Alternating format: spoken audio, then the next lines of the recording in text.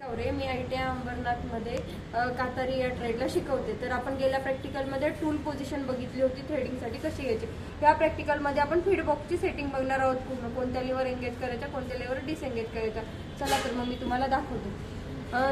तर आपण पहिल्यांदा एस नंबरची गिअर ट्रेन एंगेज केलेली आहे। इथे दिसेलच तुम्हाला टी आणि एस। आधी टी नंबरची गिअर ट्रेन होती आणि आता आपण एस नंबरची गिअर ट्रेन एंगेज करून ठेवलेली आहे। तर एस नंबरची जर गिअर ट्रेन लावलेली असेल तर त्यासाठी आपल्याला 0.5 पासून 1.75 पर्यंत पीच पाडता येते। तर त्यामध्ये x1 to x6 पर्यंत 0.5 0.56 अशा नंबरने पुढे जात पीच पाडायला येतात। तर त्यासाठी लिव्हर EF एंगेज करावी लागते। तर त्यासाठी आपण पहिल्यांदा एस नंबरची गिअर ट्रेन सेट केल्या, म्हणून आपण लिव्हर E आणि F एंगेज करू।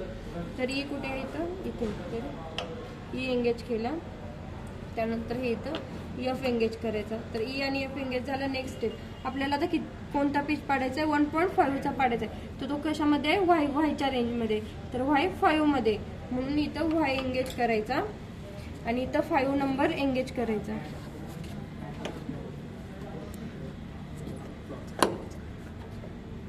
इथं 5 नंबर एंगेज केला। अशा रीतीने आपण हा फीड बॉक्सचं सेटिंग केलेलं आहे। त्यानंतर आता आपल्याला ह्या लिव्हरचं पण सेटिंग करायचं आहे। राईट हँड, लेफ्ट हँड आणि न्यूट्रल।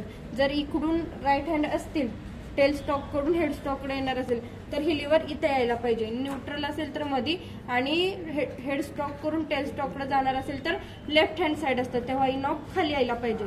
त्यामुळे आता आपण राईट हँड साइड करणार आहे, त्यामुळे ही जी लिव्हर आहे ती इथे राहील।